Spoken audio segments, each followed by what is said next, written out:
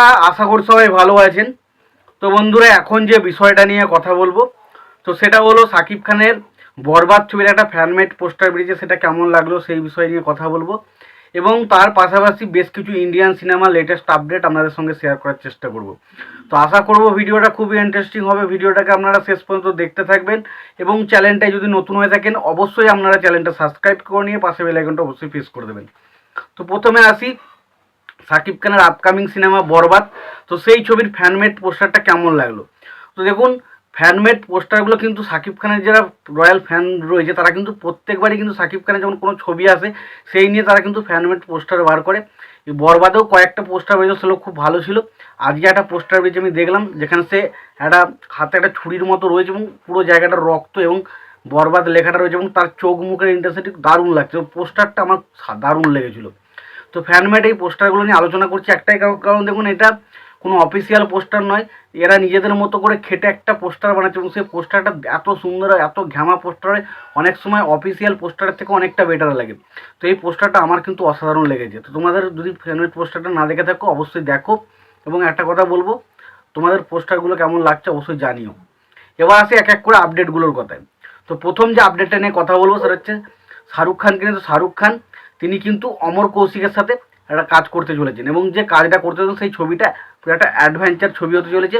এবং অমর কৌশিক এই মুহূর্তে দেখতে গেলে মানে বলিউডের অন্যতম সেরা ডিরেক্টর। স্ত্রী 2 এর পর তো তার লেভেলটা অন্য লেভেলে চলে গেছে এবং সে শাহরুখ খানকে নিয়ে দেখা যাক একটা অ্যাডভেঞ্চার ছবি করছে, সেটা কেমন হয় এবং সেই ছবিটা শাহরুখ খান করে কিনা। এবং শাহরুখ খান এবং অমর কৌশিক এই জুটিটা যদি আসে আমি তো সম্ভবত প্রচণ্ড এক্সাইটেড থাকবো, কারণ এই জুটিটা দেখার জন্য খুব, কারণ অমর কৌশিক এই মুহূর্তে বলিউডের একজন অন্যতম সেরা ডিরেক্টর এবং সে কিন্তু একটা হিরোকে দারুণভাবে প্রেজেন্টেশন দিতে পারেন। তো আশা করা যায় যে এসআরকে যদি এর সাথে কোলাবোরেশন করে তাহলে এসআরকে কিন্তু একটা ভালো হিরোইজম বা ভালো কিছু আমরা প্রেজেন্ট করতে পারবে এবং যেটা আমাদেরকে খুব পছন্দ হবে আমার মনে হয়।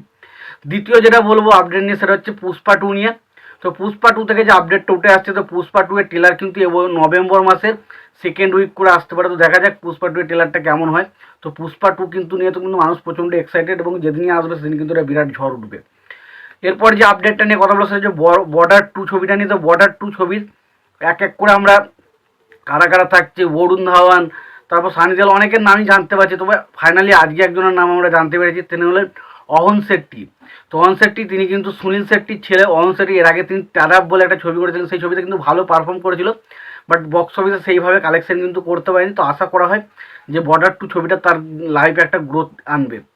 এবং এরপর যে ছবিটা নিয়ে কথা বলা সেটা যে বিজয় থালাপাতির 69 যে ছবিটা আসতে চলেছে, সেই ছবিটা নাকি শোনা যাচ্ছে যে ভগবন্ত কেশরী বলে যে ছবিটা রয়েছে বালাকৃষ্ণা, তো সেই ছবিটার অফিসিয়াল রিমেক। তো যদি রিমেক হয় সেটা কিন্তু খুব খারাপ হবে, কারণ একটা মানে বিজয় থালাপাতির কেরিয়ারের লাস্ট ছবি, সেটা যদি রিমেক হয় সেটা খুব একটা ভালো দেখায় না। ছবিটা জানি ভগবন্ত কেশরী ছবিটা ভালো, বাট সেই ছবিটার রিমেক, সেই ছবিটা বারবার মানুষজন দেখেছে, সেই ছবিটা মানে বিজয় থালাপাতির মতো একজন বড় স্টার, সেটা কিন্তু সত্যি হচ্ছে খুব খারাপ লাগছে শুনে। তো এই ছিল কয়েকটা ইন্ডিয়ান সিনেমার লেটেস্ট আপডেট এবং বরবাদ ছবির পোস্টার নিয়ে আমার মতামত। তোমাদের এই বিষয়ে কি মতামত রয়েছে তোমরা অবশ্যই জানিও। আর তোমাদের যদি ভিডিওটি ভালো লেগে থাকে লাইক কমেন্ট শেয়ার করে দিও। চ্যানেলটা নতুন হয়ে থাকলে অবশ্যই চ্যানেলটি সাবস্ক্রাইব করে নিয়ে পাশে বেল আইকনটা অবশ্যই প্রেস করে দিও। ভালো থেকো, সুস্থ থেকো, দেখা হচ্ছে পরের ভিডিওতে।